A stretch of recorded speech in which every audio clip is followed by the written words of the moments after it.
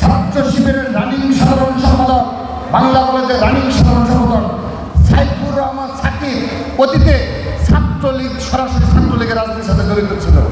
আমরা যে অভিযোগগুলো করে আসছি তার প্রমাণ ইতিমধ্যে আমরা পেয়ে দিয়েছি। এই জগন্নাথ বিশ্ববিদ্যালয়ের ছাত্র শিবিরের যে প্রেসিডেন্ট সেক্রেটারি, তাদের অতীতে ছাত্রলীগ করার সকল ডকুমেন্টস আমাদের কাছে রয়েছে।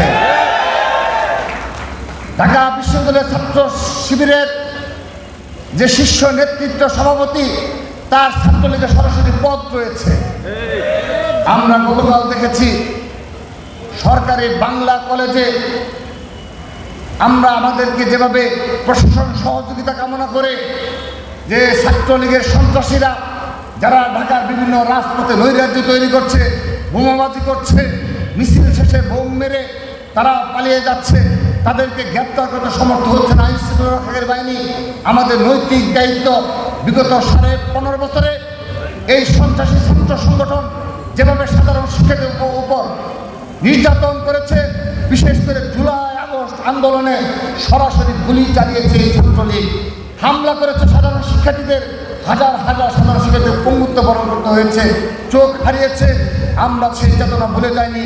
সেজন্য ছাত্রলীগের সন্ত্রাসীদের যেখানে পাওয়া যায় আমরা তাদেরকে পুলিশে সুপোর্ট করি, এটি আমাদের নির্দেশনা। তারই আলোকে গতকাল সরকারি বাংলা কলেজে ছাত্রলীগের অন্যতম নেতৃত্ব শাহরিয়ার কবির হিমেলকে তারা ক্যাম্পাসে পেয়ে আমাদের ছাত্রদলের ভাইয়েরা তারা পুলিশকে ডেকে পুলিশের নিকট সুপোর্ট করেছে। কিন্তু ঠিক তৎকালীন সময়ে তাকে বাঁচানোর জন্যে ছুটে আসে এই বাংলা কলেজ ছাত্র শিবিরের রানিং সাধারণ সম্পাদক সাইফুর রহমান সাকিব। আমরা ধিক্কার জানাচ্ছি, আমরা ধিক্কার জানাই তাদের এই অবস্থানের জন্যে, যে ছাত্রলীগের প্রতি তাদের এত মায়া মমতা, ছাত্রলীগকে বাঁচানোর জন্যে।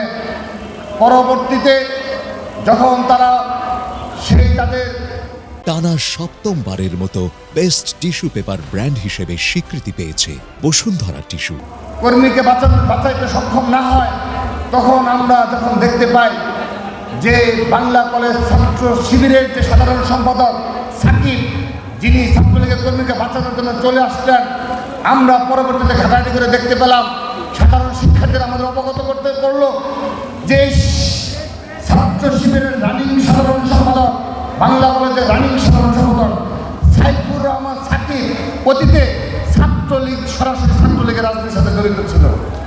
আমরা তার ফুটেজ পেয়েছি যে ছাত্রলীগের সভাপতি, সাধারণ সম্পাদকের সাথে তার অনেকগুলো ফুটেজ আমরা পেয়েছি। এবং বাংলা কলেজ ছাত্র শিবিরের যে হোয়াটসঅ্যাপ গ্রুপ রয়েছে, সেই গ্রুপে তার অনেক স্ট্যাটাস আমরা দেখলাম। তো এই জন্যে তারা এভাবে তাদেরকে মুক্ত করার জন্যে তারা ছুটে চলে আসে। সর্বশেষ একটি বিষয় দেখান, যিনি গতকাল ছাত্রলীগের কর্মীকে বাঁচানোর জন্য ছুটে এসেছে, বাংলা কলেজ ছাত্র শিবিরের রানিং সাধারণ সম্পাদক সাকিব।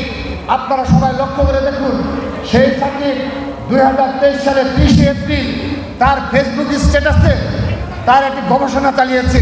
সেই গবেষণার নাম কি? সেই গবেষণার নাম দিয়েছে তেমন কিছু না, বঙ্গবন্ধুকে নিয়ে একটু গবেষণা করতে চায়। তিনি যে শেখ মুজিবুর রহমানকে নিয়ে গবেষণা করতে চায়, তিনি হলেন আজকে বাংলা কলেজ ছাত্র শিবিরের সাধারণ সম্পাদক।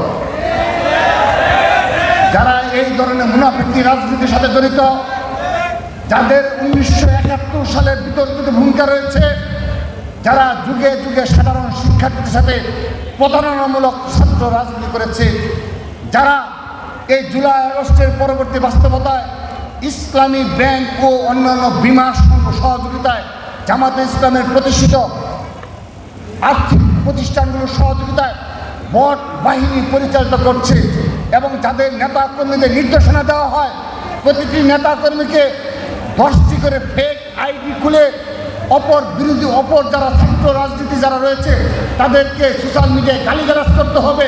তারা কি কখনো ইসলামের ধারক বাহক হতে পারে? এই ইসলামকে আমরা ধিক্কার জানাই। তারা যে ধরনের ইসলাম কায়েম করতে চায় আমরা ধিক্কার জানাই।